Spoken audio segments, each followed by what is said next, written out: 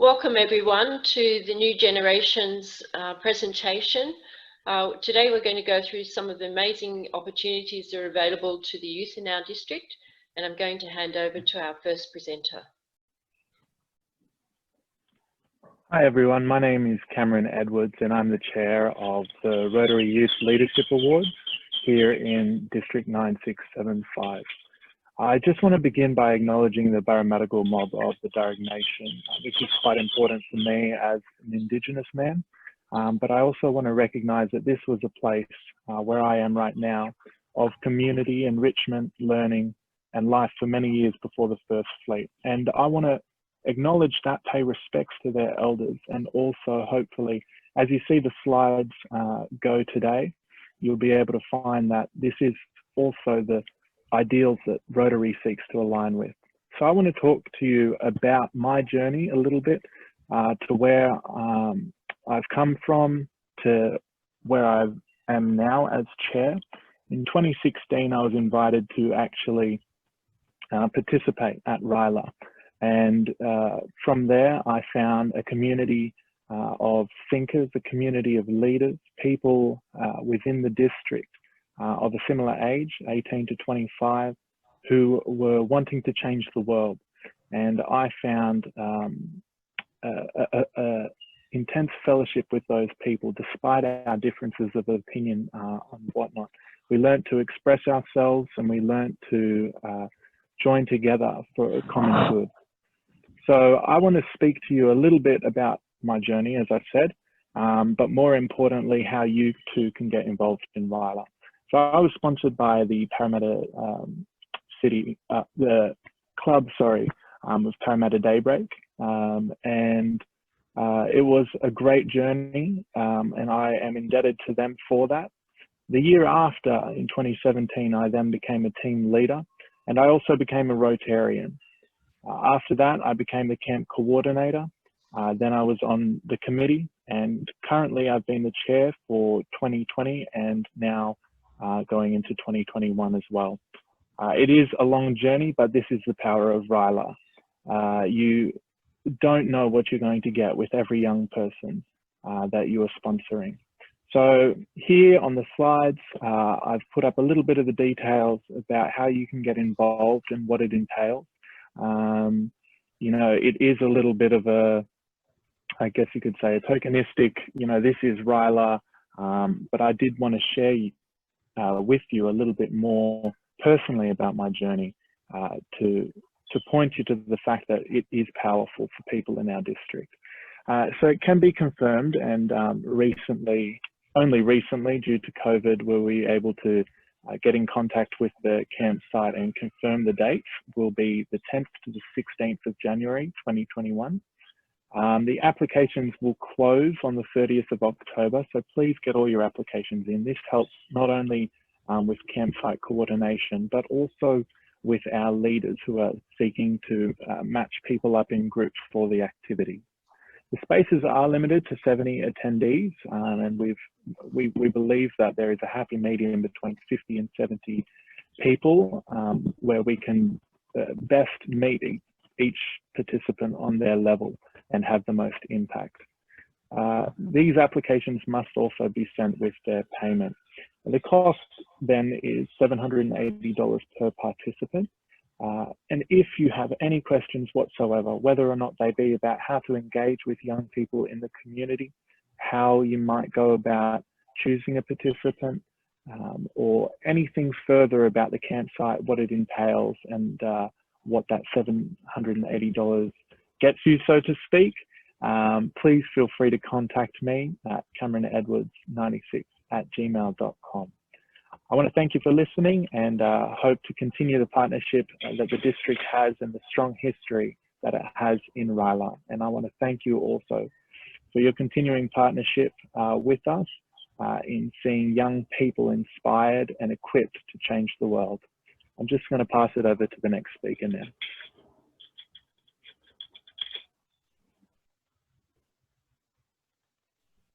Hello, I'm Helen Wilson.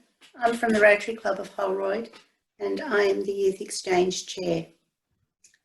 Today I'd like to explain the three types of youth exchange that take place. We have long-term exchange, and that is for students from 14 to 17 years, usually in year 9, 10 or 11. It is a full academic year overseas where they go to school in their host district. They live with 3 to 4 host families. If you do sponsor a student to go overseas, usually the sponsor club pays for a blazer and business cards for the outbound student. And then when the inbound student comes in, the club is responsible to give a monthly pocket money to the students, which is around about $140 to $150 a month. If they attend club meetings, then the meal cost for the student, and usually the school uniform is provided by the club. The usual amount comes to about $3,000 approximately for the inbound and outbound students. So that's the cost for doing long-term exchange. Short-term exchange is usually several days to 6 weeks. It is a non-school exchange, usually camps, tours, homestays. If you want to, there is a 3 months short-term exchange, which does involve a term school. So if anybody is interested in doing 1 term overseas, that is possible. There's no cost to the club for that. It's usually handled by the students' families. The next exchange is the New Generation Exchange. It's a vocational exchange from 3 weeks to 3 months, 18 years to 25 years. This exchange is if somebody is interested in doing work experience overseas in their profession, or if they want to see how things work overseas different to Australia. Again, it's no cost for the student, for the club, but for the student, they arrange all their airfares and accommodation. The clubs just are there to give a support network for them. So on the next slide, the application process is a little bit different to what it was in the past, but at the moment, our program is greatly affected by the COVID-19 epidemic, and we have 3 students outbound. We have 1 in Austria, 1 in Germany and 1 in Finland, and hopefully they will return home at the end of the year. But our inbound students, it's a little bit unsure whether they will arrive in July, August. Well, definitely they won't arrive July, August, but maybe later in the year, or they may have to wait until July, August next year. It all depends on the countries and whether it's safe for the students to travel. Students wishing to be part of the exchange program usually Google Rotary Youth Exchange. So they go to the Rotary Youth Exchange website.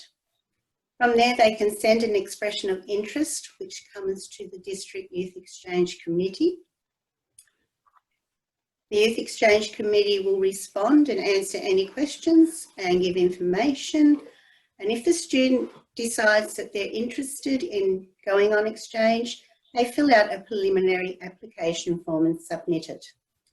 District Youth Exchange Committee then speaks to the Rotary clubs in the student's locality about the student being interested and if they can sponsor.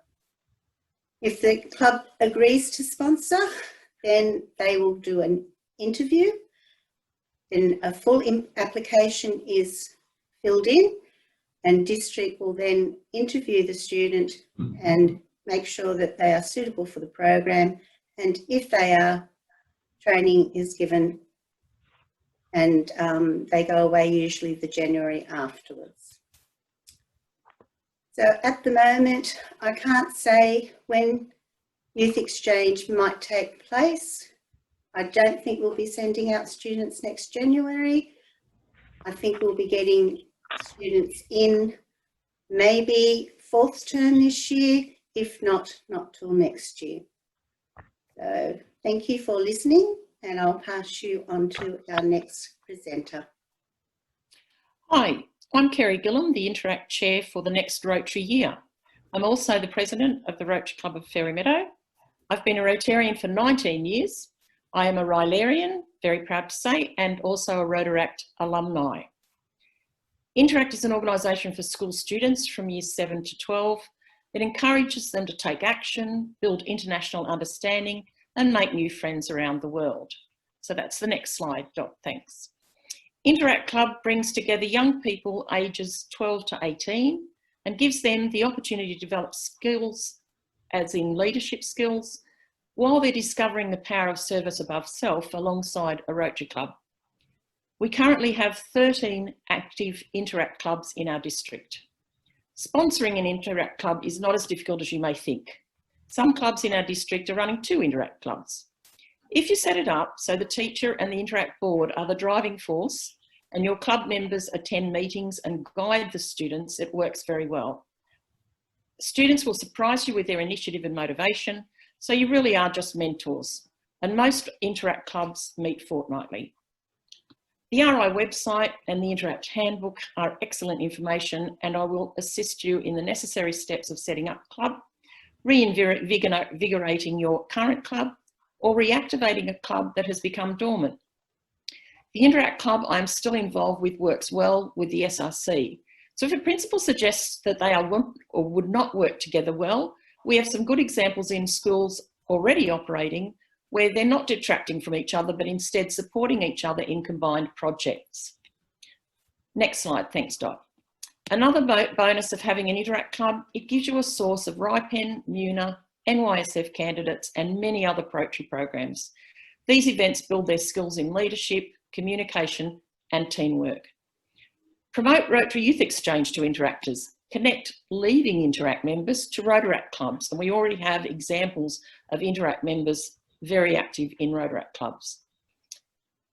Some suggestions of ways you can mentor and support Interactors are you can collaborate by volunteering at youth-led service projects and invite Interactors to join you for your own club events.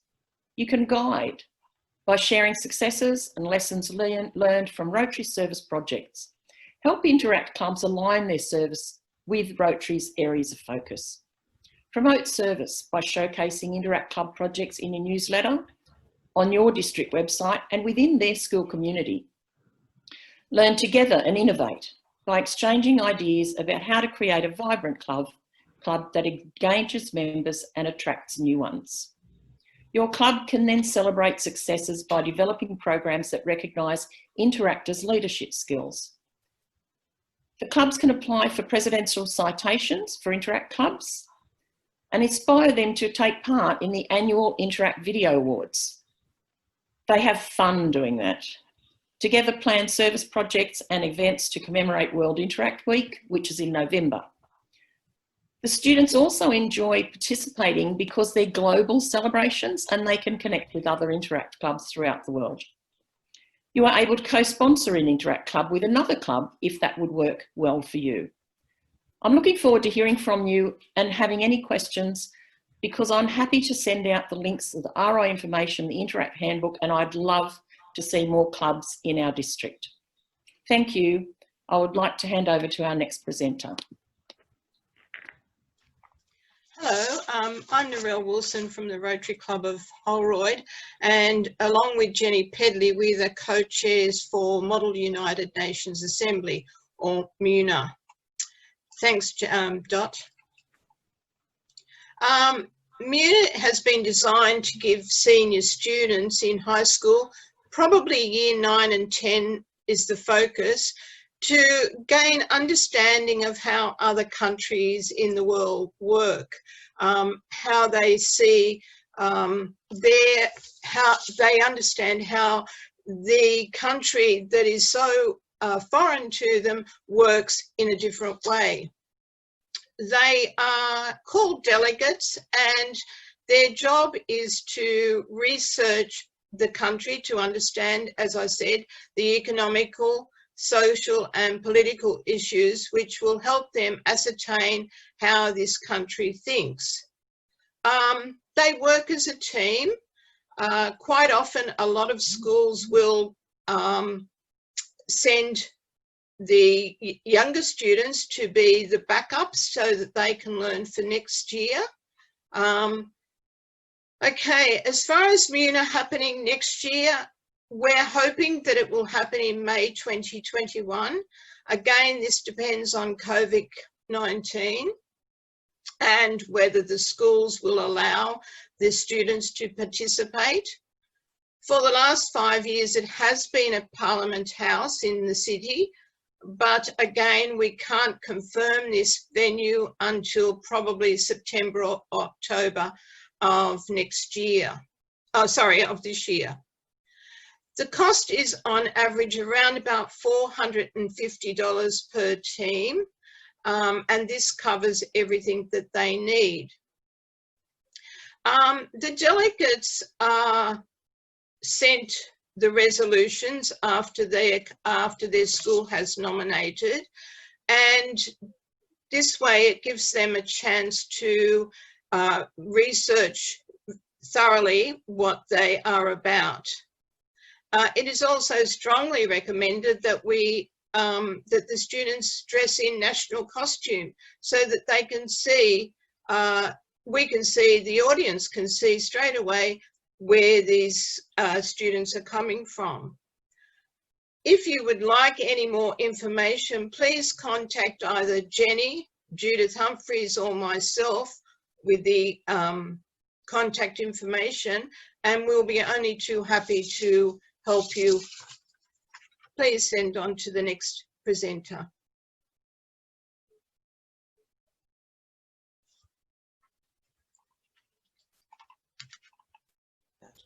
Sorry. Hello, my name's Vera Liondas and I belong to the Rotary Club of Holroyd. I have over the last few years been a member of various committees both within my club and at district level. Now I'd like to tell you about the National Youth Science Forum. Thank you, Dot. Next slide. The National Youth Science Forum has been running for a long, long time. It was originally started by Rotary over 30 years ago, but is now being run by a board with a Rotary membership. It is a non-profit organisation, and what it does is reach out to people who are interested in STEM. That's science, technology, engineering, and maths. It runs every year in January, and the program is a 10-day residential program, either in Canberra University or in Brisbane University, and it's open to all students who are currently in year 11 and will be moving on to year 12. There's only the one-time opportunity for them. It's while they are in year 11. Next slide, please. Applications are taken online through the NYSF database. All you need to do is put in NYSF and it'll come up. It'll tell you about the program, and all the application that you need to do is on there. The fee is quite high, so most students look for endorsement and some support from Rotary clubs. They don't need to. So far, or this year, they introduced a self-funding student category where the students take it upon themselves or their families to pay the full fee, whereas others do want to get some endorsement from clubs. If they're self-funding, they will be invoiced directly. They don't need to go to a Rotary club, but they do need to go to the district selection process. If they are going to be co-sponsored by a Rotary club, they must fill in a Rotary endorsement form where the Rotary club actually says they will be supporting the student. That means that NYSF will send the invoice to the club, and the club will then seek whatever money arrangements they have from the parents before they pay the invoice. This year, the applications have been open since early March, and it's advertised to close the 14th of June.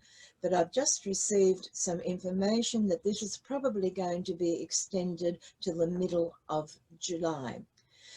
Each year there are 200 students in the 3 camps. There are 3 camps throughout January, 2 in Canberra and 1 in Brisbane. So there's quite a lot of people, but it's open to those throughout Australia. They also take people from overseas if they go to, say, international schools. And we've even had people from New Zealand who are able to get into the program. Next slide, please. Now, this year has been very, very challenging. The bushfires at the beginning of the year forced the closure of Camp C, the 3rd camp in Canberra. So the students there didn't get a chance to go and all money was refunded. Camp B in Brisbane went ahead. Camp A, which started in Canberra, was halted halfway through. So there were quite a few issues associated with that, but I think most of them have been resolved. The COVID-19 is providing further challenges, but the camps certainly have been planned to go ahead in January 2021. There are contingency plans, and one of them is that if it can't go ahead in January, they will reschedule them in the school holidays during the year. From the feedback we get from students, they thoroughly enjoy the camps. It's made up not just of a whole lot of lectures. They have interesting guest speakers, they have visits to companies, they have visits to research institutions, and of course they have quite a bit of social activity in the evening. So you'll find that your students, if they come to you, talk to them about how much you can support them. Thank you. Next speaker now. Thank you, Vera. I'm Mark Tanner from the Rotary Club of Des Moines. And I want to acknowledge all the president-elects watching this. It's a bold step being president of a Rotary Club, and good on you. And there's quite a lot of information in this presentation, so thank you for being with us. So I'm talking about RYLA today. If we could just go back to the previous slide, sorry, Dot. And RYLA is an acronym for Rotary Youth Program of Enrichment. And so I emphasise the word enrichment because it's not a leadership program, it's an enrichment program. And also the name is obviously a play on words for ripen, as in fruit ripening. And you could go to the next slide, thank you. I'm not going to talk to the slides necessarily, I'm just going to give you an overview of what happens with RYLA. It is for 14 to 16-year-olds. From high schools, and often teachers are involved in getting these students organised, and that's the Rotary Club's contact. RYLA happens twice a year, and there's 40 students in each camp, which is why we run it twice a year. So Teen Ranch is where we go in April, in Camden, and Telford in the Royal National Park in August. So they're both amazing venues. They're absolutely beautiful, and we have a ropes course at Teen Ranch and a river at Telford, but we don't use the river. But the students absolutely love these locations, and so do the leaders. The cost is $325, as you can see, and we can go on to the next slide, please. You will need, anyone who's involved with RYLA, particularly those dropping students off, will need a working with children check and a Form 3. Without a Form 3, you can't do anything, so we need that, please. So the camp is 3 days. They arrive at about 4 p.m. Friday, they get signed in, they start talking to each other, they have dinner, and then we have games. So they learn to, they learn to work with each other and then start to, I guess, be with each other, because by and large, every student that comes to RYLA, they don't know anyone else. So they're all in the same bag, and whenever I ask, students how they're feeling, they're always anxious, and who wouldn't be? I mean, even adults find this sort of environment confronting. But what happens is, my experience is, particularly with the really quiet students, and I saw a very quiet student who didn't talk much. She sat down at dinner and started talking to her friends. And by the Sunday, which we complete about 1 p.m. on Sunday, she was completely self-expressed, like a completely different person. So that's the sort of result we get at RYLA. And I'll backtrack a bit. Saturday, We have speakers, and they're talking about things like resilience and even confidence. And a lot of the subjects that the speakers talk about are new to Ripen students. Sunday afternoon, we have a game which, again, they work in their teams. And did I say Saturday afternoon? I meant Saturday afternoon, they have more games working with teams, and they have a campfire Saturday night. Sunday, they do normally an artwork, which brings the weekend together. And this is where I believe the self-expression occurs. We have 4 team leaders, and they come from RYLA. So Cameron spoke about RYLA before. And the great thing about this is that all people who participate in RYLA are given an opportunity to lead at Ripen, and we pick 4 of them, and they get to know themselves in a leadership role, which is great. And also they get to experience what it's like to have a team that not only, they kind of revere the leaders, and there's some sort of, sometimes adulation. So it's a really good sort of magical thing. Friendships are formed at Ripen that last long after the camp. And of course, the last thing is that Ripenians, that's what we call them, will come to your club and speak about what it was like for them on the weekend. And I think that's a special time for Rotarians. They really love when young people come along and say what a difference Rotary made to them. And it is long lasting. It really is. They experience a change in their confidence. I had somebody tell me yesterday, they meet new people, it really helps them open up. And these are people that even are they're high level kids, they really are.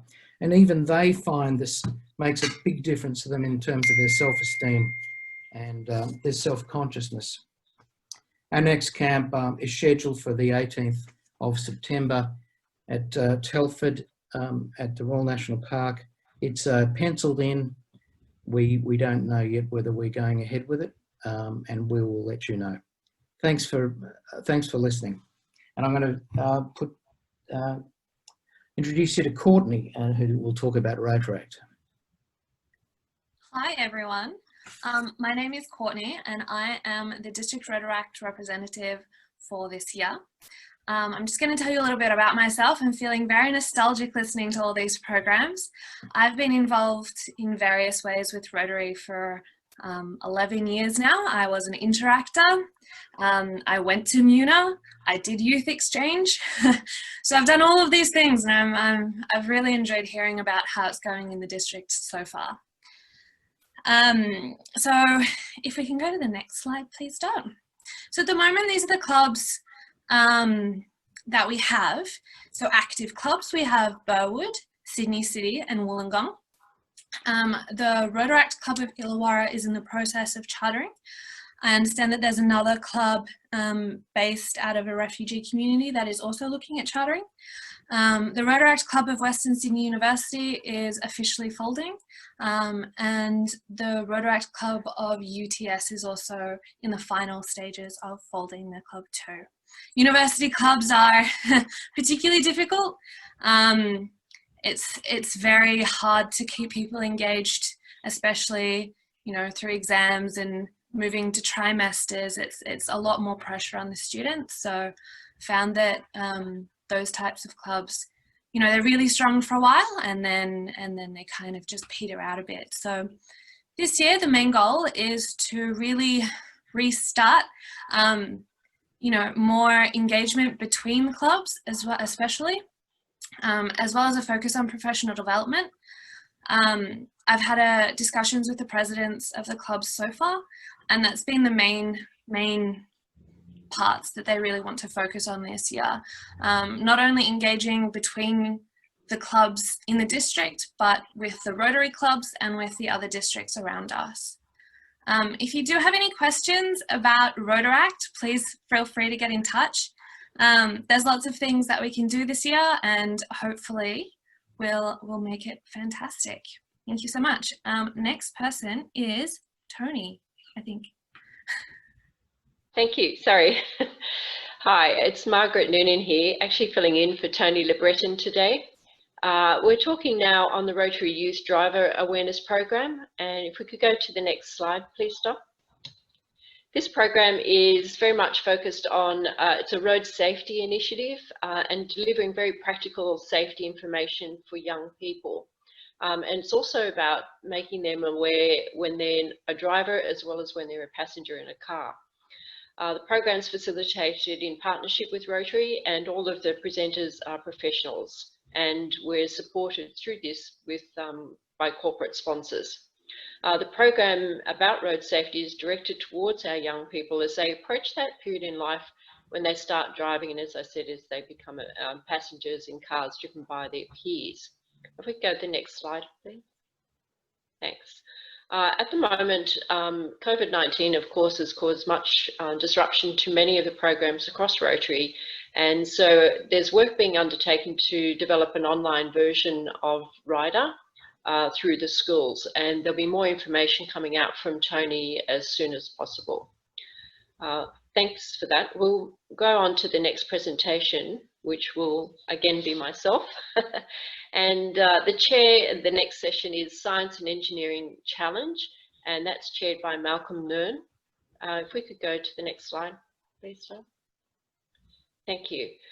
This is a nationwide outreach program. It's presented through the University of Newcastle in partnership with communities, Rotary clubs, universities, and it's really about helping students experience aspects of science they wouldn't normally have an opportunity to see. If we go to the next slide, thanks.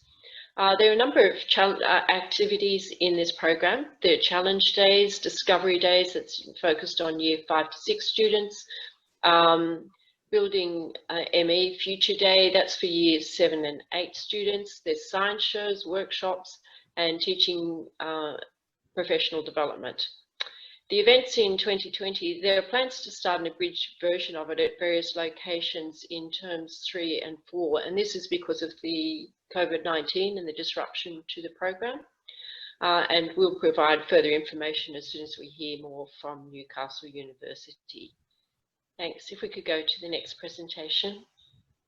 You've got me back again, everyone. Sorry about that. The next one is a program called You Turn the Wheel, and the chair for this is Martin Tabone. Now, You Turn the Wheel is carried out across 27 schools in southern Sydney region. It's targeted at the year 11 students, and those, again, just beginning their driving experience. It's an in-school program. It has 6 50-minute sessions. And this program is focused on the choices that the students make, you know, whether you choose to speed, you choose to drink, drive distracted using mobile phones, all of those things. If we could go to the next slide. All of the presenters for this program are professionals, subject matter experts, and the students are able to ask any questions during each of the sessions. So the kind of professionals we have highway patrol officers, paramedics, driving instructors, drug and alcohol counsellors, Youth Safe, and the NRMA. The cost of this program is bargain basement. It's only $10 per student, and that covers the cost of the presenters. The day itself requires 2 Rotarians to attend to ensure the program runs on time, and also just to help promote the Rotary name. This program works very closely with local road safety officers, and that helps to ensure that the program is supported, it's current, it's relevant. Thank you very much. In this one, young drivers crashes have decreased over the last decade, thanks to the introduction of the graduated licence scheme and the restriction on P-plate drivers, as well as novice driver education programs. We'd also like just to note that it's in the Sutherland Shire where we present to 100% of the high schools. There was a 52% drop in crashes for drivers up to 20 years old between 2007 and 2016. It's a significant impact on the, compared to the rest of the Sydney region. That concludes, I think, all of the slides today from our presenters. I'd just like to take an opportunity as we wrap up to say thank you very much to all of the presenters today. who've taken on significant roles as chairs for our new generation programs. I encourage all of the president-elects listening in on this presentation to share this with your new generations directors. We've got some amazing programs that we can share for the young people in our district, and our aim is very much to help develop young people so that we can have a much better Australia in the future. And as you've heard from many of the presenters, it can make a huge impact on the lives of the young people that we're here to support. In closing today, I'd also like to take an opportunity to thank Dot Hennessy very much, who's been huge support for our team and has helped us put this presentation together. So a big round of applause for Dot. And also a thank you to Drew, who has been supporting us and supporting the district with many of the ITs and this particular Zoom presentation. If you have any questions, please don't hesitate to ask any of the chairs. Their contact details are on the slides that you have today. And just wanted to say thank you again for listening. And we will be presenting more detailed information to each of the, or all of the new generation directors in your clubs. So stay tuned and we look forward to hearing from you soon. Thanks. Bye now. That's it, Dot.